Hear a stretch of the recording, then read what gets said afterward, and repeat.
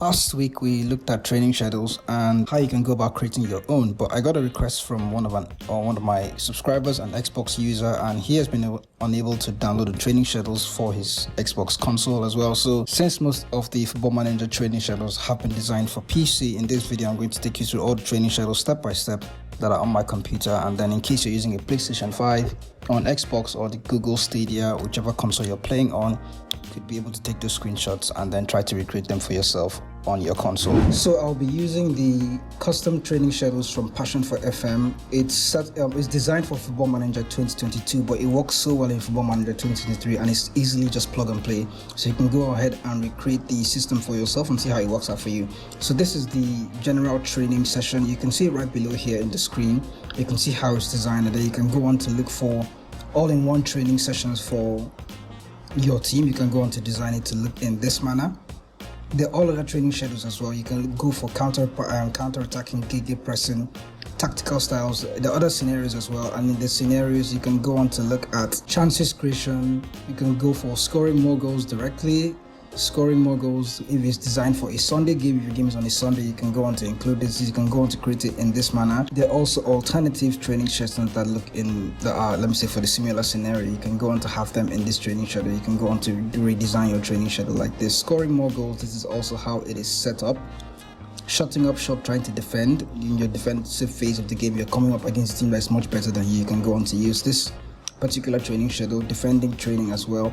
This is how you can go on to train your team defensively. This is the Passion for FM setup. Looking to control the possession, this is how you're going to go about creating, or this you can go out to replicate your training schedules like this. You can go on to recreate it for counter-attacking in this manner. For youth, it's going to look like this. I think there are only 4 training sessions for youth. So you can select youth counter-attacking basic. You're under 18s. You can go on to set it up like this.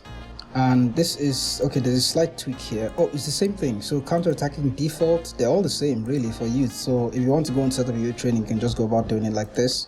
And then for tiki-taka, in case you're interested in possession, aggressive possession, there's control possession here. I think it's similar to the last one we saw in scenarios. Then you have tiki-taka in possession. You can set it up like this. There's a version 2 of it. You can do it like this. In transition, this is how you set up tiki-taka for training schedules according to Passion for FM. There's also in transition version 2. Then you have out of possession. You can set it up like this. Out of possession version 2 as well. And then tiki-taka defaults. You can set it up this way. That is also including match practice. And then you have tiki-taka default without match practice. So that's how this one is set up. If you're interested in set pieces, you can go about setting up your set pieces. For attacking, you can design your set piece training like this. For defending, you can design it like this. I think the only difference is defending free kicks and defending corners.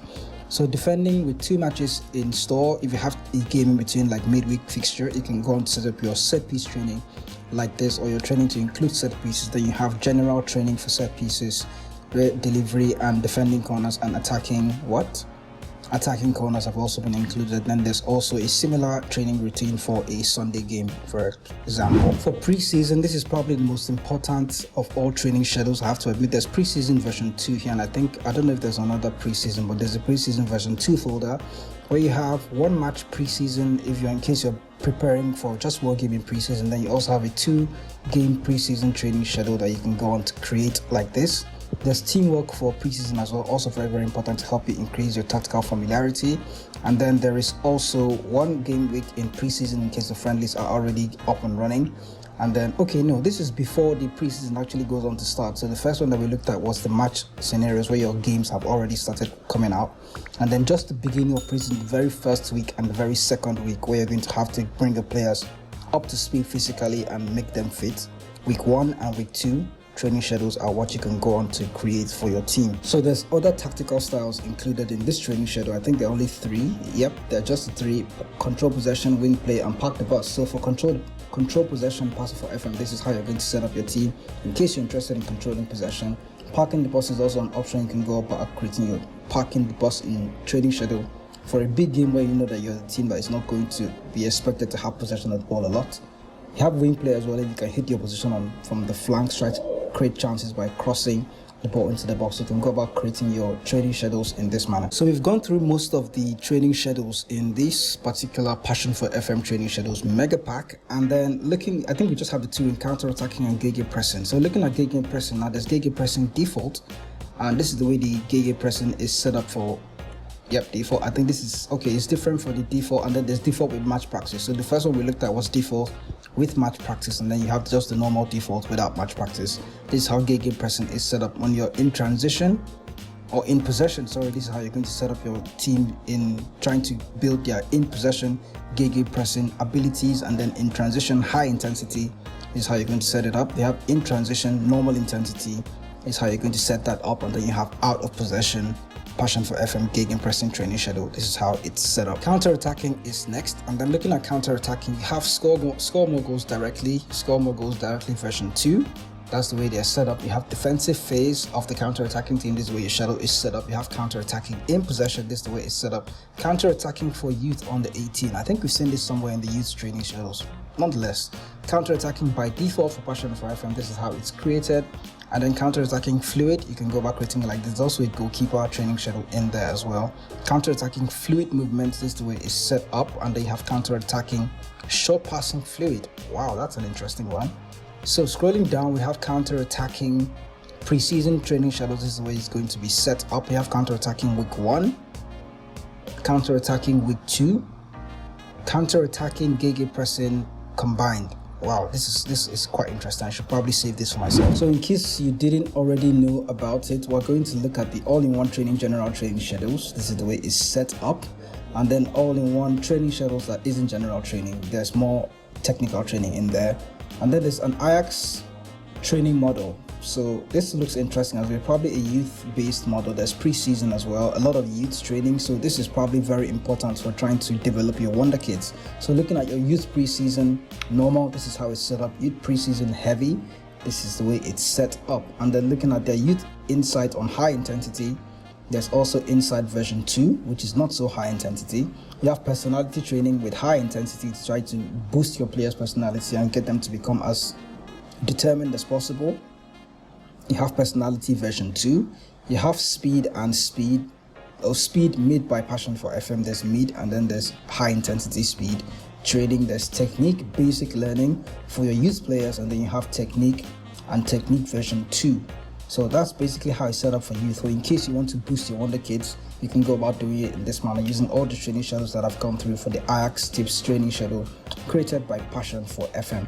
There's more, it's tricky as to how you're going to go about running through this video. I have RDF's training schedules as well. I actually enjoy this one, to be honest. RDF created one for international break in FM23. I still use it till date. There's a 1-match training schedule in there. He also has a preseason training schedule. This one you can use it generally in case you don't want to tweak too much about your preseason. You can go by using just one preseason. You have double game week as well, but for this I noticed that there's no in-game, there's no match review at the end, so you're going to have to attach those. So basically RDF somewhat created a template for you to work with, where you can apply this and then go on to fill in those gaps where you want your training schedules to focus on. So guys, that's as far as I'll go today for training schedules. You can go about creating them in the manner that I've gone on to show you from our Passion for FM's FM2022 training schedules. It works for FM2023 as well, because I've used most of them a lot. And to be honest with you, training schedules, you can go about creating them in this manner that you've gone on to see, but hopefully from this video you can have a fair knowledge of how to go about creating your own training schedules in case you're using Xbox, in case you're using console or Google Stadia, if you're playing it on what other console is there for Football Manager, Nintendo. Even on mobile, I don't know if the mobile trainings are the same. I haven't played Football Manager on mobile yet, but so far so good. We're using the console version of Football Manager. You can go about creating your training schedules in this manner. And in case you're confused, I'm going to attach a link in the description to show you how I went about creating training schedules step by step for Football Manager 2023, and then you can follow that routine and try to build your own training schedules. I'll catch you guys with more Football Manager hints and tips like this. Thanks for watching. Thanks for sticking by with this video.